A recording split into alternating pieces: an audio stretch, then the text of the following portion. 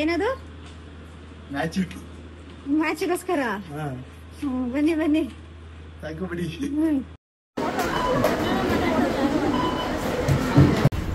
ಸಾಕಾ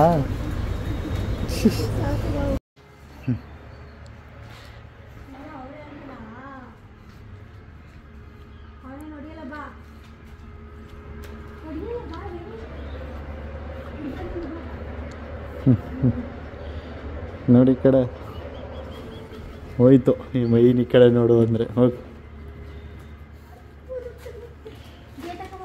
ಕಟ್ ಮಾಡ್ಕೊಡಿ ಬೇಗ.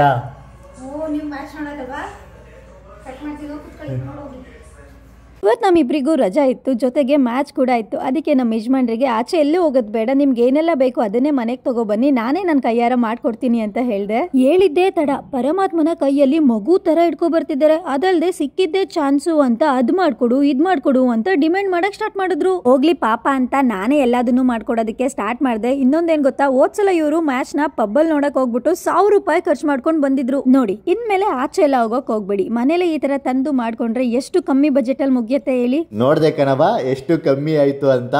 ಕಲಂಗ್ರಿ ಹಣ್ಣು, ಪೈನಾಪಲ್ಲು, ಫ್ರೆಂಚ್ ಫ್ರೈಸು, ನಿನಗೆ ಅಂತ 2 ಥರದ ಜ್ಯೂಸು, ಆದ್ರೂ ತುಂಬಾ ಕಮ್ಮಿ ಮಾಡಿದೆ. ಲಾಸ್ಟ್ ಟೈಮ್ ಮ್ಯಾಚ್ ನೋಡೋಕೆ ಹೋದಾಗ ಆಸ್ಟ್ರೇಲಿಯಾ ವಿರುದ್ಧ 1000 ರೂಪಾಯಿಲಿ ಎಲ್ಲ ಕೆಲಸನೂ ಮುಗ್ದೋಗಿತ್ತು. ಎಲ್ಲರ ಹುಡುಗರ ಲೈಫ್ನಲ್ಲೂ ಒಂದು ಆಸೆ ಇದ್ದೇ ಇರುತ್ತೆ, ಅವ್ರ ಹುಡುಗಿ ಕ್ರಿಕೆಟ್ ನೋಡಬೇಕು, ಸಪೋರ್ಟ್ ಮಾಡಬೇಕು, ಆಡಬೇಕು ಕ್ರಿಕೆಟ್ನ. ನನ್ನ ವಿಷಯದಲ್ಲಿ ತುಂಬಾ ಲಕ್ಕಿ, ನನಗೇನೇನು ಬೇಕು ಎಲ್ಲನೂ ಕೂಡ ಮಾಡಿಕೊಟ್ಲು, ತಂದುಕೊಟ್ಲು.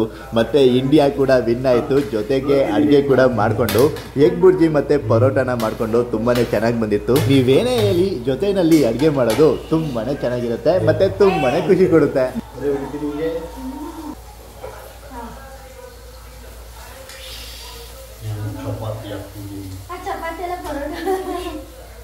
ಮೊಟ್ಟೆ ಹೊಡಿತೀನಿ, ಮೊಟ್ಟೆ ಹೊಡಿ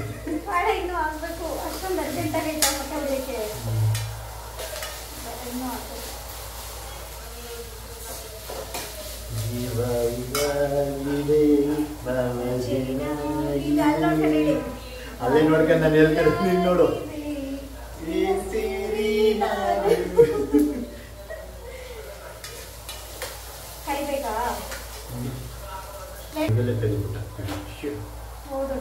ಬಟ್ಟೆ ಹೊಡೆದಾಕ್ಬೇಕು, ಚಳಿ ಚಳಿ ಬಟ್ಟೆ ಹೊಡಿತೀರಿ.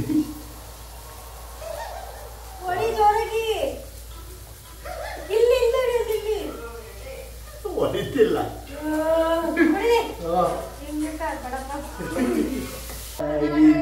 ಬಾಯಿ ಮುಚ್ಕೊಂಡು ಒತ್ತೈತೆ,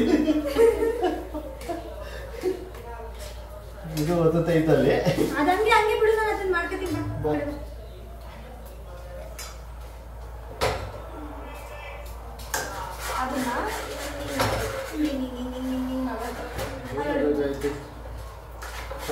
ಮುಟ್ಟೋಕೆ ಅಂತ ಹೊರಟ ಮೇಲೆ ಯಾವತ್ತೂ ಹಿಂತಿರುಗಿ ನೋಡಬಾರ್ದು. ಗುರಿ ಮುಟ್ಟೋದು ನಿಧಾನ ಆಗ್ಬೋದು, ಆದ್ರೆ ಗೆಲ್ಲೋದೆಂತೂ ಖಚಿತ. ಎಲ್ಲರ ದಿನ ಶುಭವಾಗಲಿ, ಎಲ್ರೂ ಖುಷಿಯಾಗಿರಿ.